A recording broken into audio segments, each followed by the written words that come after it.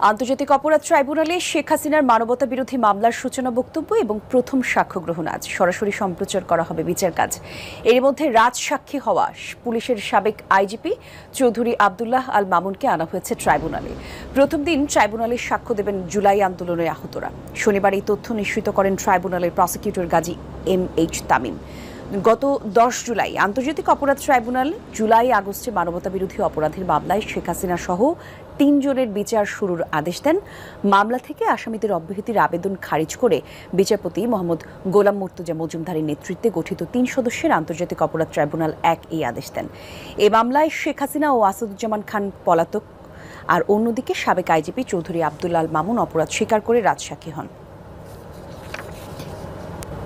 আরও তথ্য জানবো এই বিষয়ে আন্তর্জাতিক অপরাধ ট্রাইব্যুনাল থেকে আমাদের সহকর্মী মাইনুল মারুফ যোগ দেবেন। মারুফ, আদালতের আজকের কার্যক্রম কখন শুরু হবে, সবশেষ তথ্য জান।